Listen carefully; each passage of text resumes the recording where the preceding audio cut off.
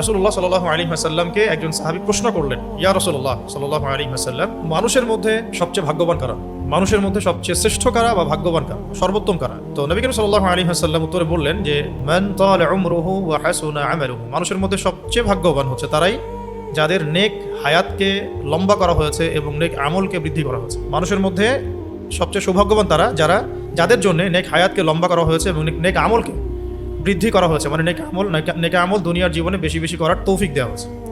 এই মানুষেরা সবচেয়ে বেশি সৌভাগ্যবান। তো এই হাদিস থেকেই এই টপিকটা আসে যে কিভাবে আমরা সেই সৌভাগ্যবানদের অন্তর্ভুক্ত হব। আসলে নেক হায়াত লম্বা হওয়ার অর্থ কী, নেক আমল বৃদ্ধি পাওয়ার অর্থ কী, কোনগুলোই বা নেক আমল, আর কোনগুলো বেশি বেশি করলে আমাদের হায়াতে বরকত আসবে। যেহেতু আমাদের টপিকটা কি, কীভাবে দুনিয়ার জীবনের এই সংক্ষিপ্ত হায়াতকে বরকতময় করুন। আলটিমেটলি আমরা দুনিয়াতে থাকবো হয়তো 60 বছর, 70 বছর, 80 বছর। এই জামানে আরও কম, এই জামানে 40, 45, 50 মানুষ নাই হয়ে যাচ্ছে। আগেকার জামানায় মানুষ 100 বছর বাঁচত আর কি। তো এখানে এই হাদিসটার ব্যাখ্যায় আসলাফগণ, আমাদের আসলাফগণ বলতে পূর্বসূরীরা, সাহাবায়ে কেরাম, তাবেঈন, তাবেঈন এবং আমাদের আকাবিরগণ, তারা তিনটা ব্যাখ্যা করেছেন যে এক, বয়সের মধ্যে বরকত হবে। বয়স ম্যাথমেটিক্যালি বৃদ্ধি পাবে এমন নাও হতে পারে, কিন্তু বয়সের মধ্যে বরকত হবে। যেমন কেউ যদি 40 বছরে কিছু কাজ করতে পারতো, সে 30 বছরে করতে সক্ষম হবে ইত্যাদি। মানে বয়সের মধ্যে বরকত হবে, সময় দীর্ঘ হবে, তার কাজে বরকত হবে, তার দিনে রাতে হায়াতে যৌবনে সবকিছুর মধ্যে আল্লাহ পাকের পক্ষ থেকে একটা বারাকা আসবে। আর এই বারাকাটা সাইন্টিফিক্যালি ব্যাখ্যা করা সম্ভব না, এটা আধ্যাত্মিক ব্যাপার বারাকা। আমাদের আসলাফগণ তাদের 60 বছর বয়সে যে যতগুলো কাজ করেছেন দিনের জন্য, আমাদেরকে 100 বছর হায়াত দিলেও মনে হয় আমরা সেটা করতে পারবো না, সম্ভব না। তো বারাকা অন্য জিনিস, এটাকে মানে আমরা প্রোটেস্ট্যান্ট ভার্সনে বুঝতে গেলে সমস্যা। আমরা যে প্যাটার্নে পড়াশোনা করি, যোগ বিয়োগ গুণ ভাগ সব ম্যাথামেটিক্যাল, এইসব সেন্সে বারাকা বোঝাটা খুব ডিফিকাল্ট। বরকত আসলে কাকে বলে? হ্যাঁ, যেমন আমরা এখন বলি যে সপ্তাহ যাচ্ছে দিনের মতো, মাস যাচ্ছে সপ্তাহের মতো, আর বছর যাচ্ছে মাসের মতো। এটা কিন্তু হাদিসে আসছিল, এটা কিন্তু হাদিসে এসেছে যে আখিরুজ জামানে এমন হবে। কিন্তু আসলে এটা কীভাবে হবে? ঘড়ির কাটার সময় কি কমে যাচ্ছে? না। বছরের ক্যালেন্ডার থেকে কি দিন হারিয়ে যাচ্ছে? এমনও না। কিন্তু সময়ের গতি বাড়ছে, এটা আমরা বুঝতে পারছি, উপলব্ধি করছি। আমরা যদি অন্তত একটা দিন সম্পূর্ণ ডিভাইস থেকে মুক্ত থাকি, আর্লি ঘুমাই, ফজরের আগে উঠি, তাহাজ্জুদের সময় উঠি, তাহাজ্জুদ পড়ি, ফজরের নামাজ পড়ি, সকালবেলা কাজ করি এবং সারাদিন আমরা সুন্নাহ মাফিক জীবনযাপন করি, নিজেরাই বুঝতে পারবো যে আজকের এই দিনে আমি অনেক কাজ করতে পারছি। আর যদি দেখা যায় আমরা লেট নাইট ঘুমাই, উঠি একদম 12টা 1টায় বা 10টায়, সারাদিনে কাজ কমে গেল, দিন কোন দিক থেকে চলে গেল আমরা টের পেলাম না। তো বারাকা অন্য ব্যাপার, এটাকে আমরা সাইন্টিফিক্যালি ব্যাখ্যা করতে পারবো না। আর এটা জরুরি না যে ইসলামের কোনো বিষয়কে প্রমাণ করতে বৈজ্ঞানিক ব্যাখ্যা লাগবেই, এটা জরুরি না।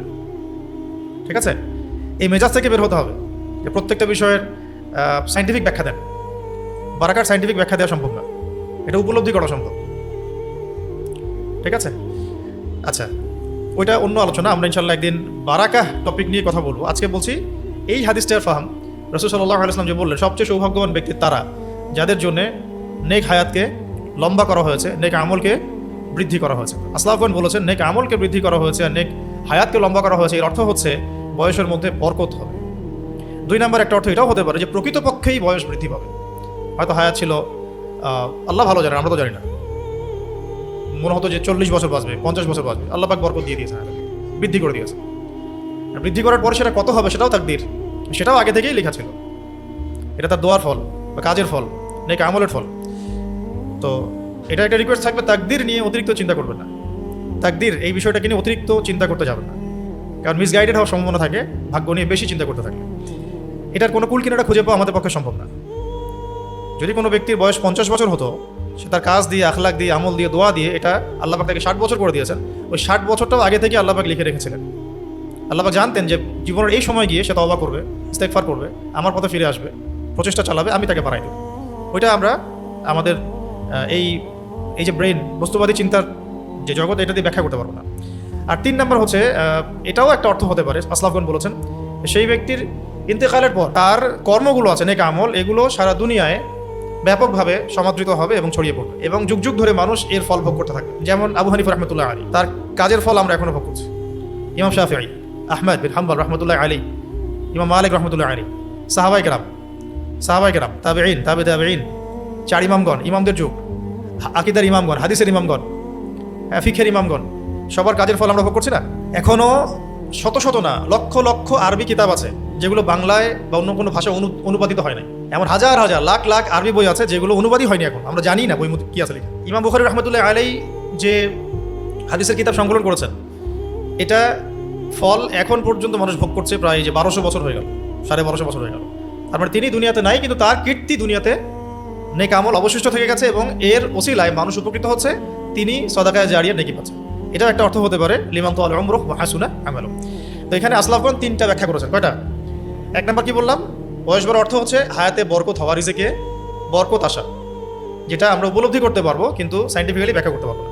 2 নম্বর হচ্ছে প্রকৃতপক্ষেই বয়স বৃদ্ধি পাওয়া, যেমন আনাস রাদিয়াল্লাহু আনহুর বয়স ছিল 100 বছরের বেশি, বয়স মানে সত্যি সত্যি বৃদ্ধি পেয়েছে। রাসূল সাল্লাল্লাহু আলাইহি ওয়াসাল্লাম দোয়া এটা সামনে আসবে হাদিসটা। আরেকটা হলো মৃত্যুর পর তার উত্তম স্মরণ, তার কীর্তিগুলোর উত্তম স্মরণ এবং বাস্তবায়ন।